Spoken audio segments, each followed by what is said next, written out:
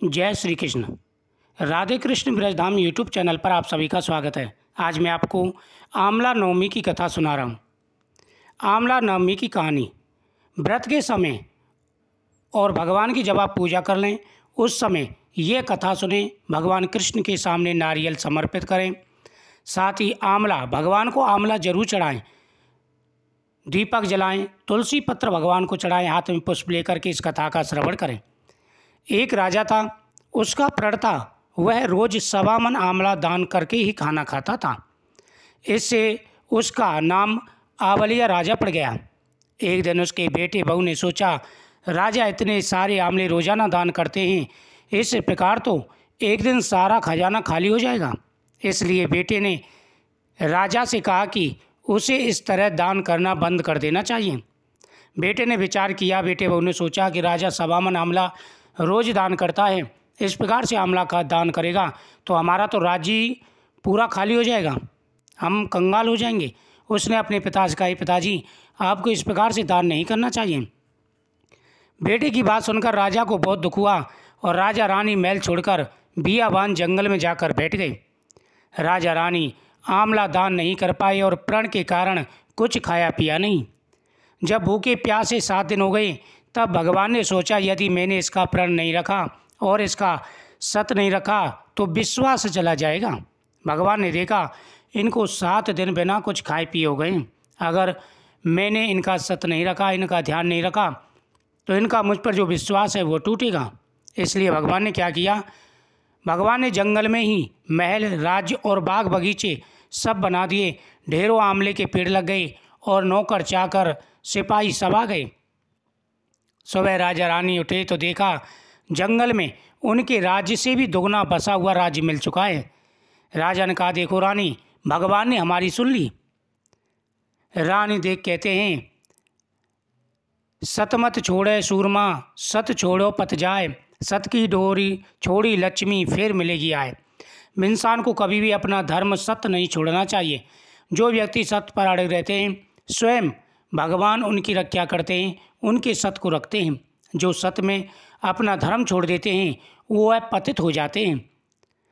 आओ नहा धोकर आंवला दान करें और भोजन करें। राजा रानी ने आंवला दान करके खाना खाया, खुशी खुशी महल में रहने लगे। उधर आंवला देवता का अपमान करने व माता पिता से बुरा व्यवहार करने के कारण बहू बेटे के बुरे दिन आ गए। राज्य दुश्मनों ने छीन लिया, दाने दाने को मोहताज हो गए और काम ढूंढते ढूंढते अपने पिता के राज्य में ही आ गए। जैसे इन्होंने माता पिता को वहाँ से निकाला था, उसके बाद दरिद्रता ने उनके राज्य में प्रवेश कर लिया। राजा ने उनका राज्य छीन लिया और अपने राज्य से उनको निकाल दिया। अब वह काम की तलाश में भटकते भटकते अपने राजा के राज्य में ही आए, यानी अपने पिता के राज्य में ही आ गए।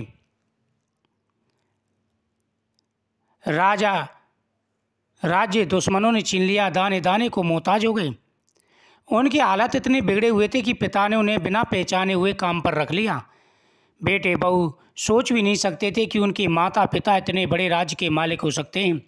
सो उन्होंने भी अपने माता पिता को नहीं पहचाना, यानी पिता ने तो उनको पैसे नहीं पहचाना, उनकी बुरी हालत थी, लेकिन बेटे ने अपने पिता माता को इसलिए नहीं पहचाना क्योंकि उनको कभी विश्वास नहीं था कि वह इतने बड़े राज्य के भी राजा बन सकते हैं। उनके मन में तो यही था, पता नहीं दोनों खाओगे, जीवित होंगे या नहीं होंगे।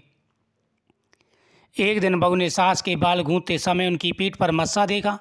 उसे यह देखकर रोना आने लगा कि ऐसा मस्सा मेरी सास के भी पीठ पर था।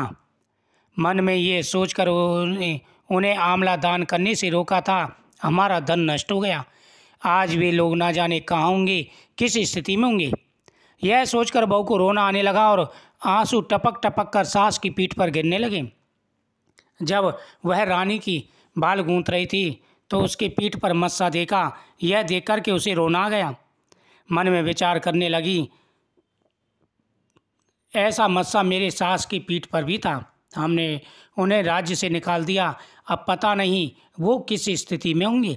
यह देख सोच करके रोने लगी। उसके आंसू उसकी सास की पीठ पर गिरे, रानी की पीठ पर गिरे। उसने पीछे मुड़ के देखा और पूछा, तुम कौन हो और ऐसे क्यों रो रहे हो? उन्होंने कहा कि हम फलाने राज्य के राजा के बहू हैं और हमने अपने माता सास ससुर को आंवला दान करने से रोका था। अब पता नहीं वो किस स्थिति में होंगे। उन्होंने कहा, बेटी मैं ही तेरी सास हूँ, कभी किसी को दान करने से नहीं रोकना चाहिए। दान देने से धन बढ़ता है।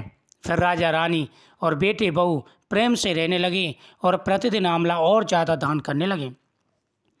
भगवान के सामने आंवला चढ़ा करके इस कथा का श्रवण करना चाहिए। जो व्यक्ति आंवला दान करते हैं उन पर भगवान की सदा ही कृपा बनी रहती है। कार्तिक मास के महीने में प्रतिदिन दीप दान करना चाहिए, आंवला दान करना चाहिए, इससे भगवान प्रसन्न रहते हैं।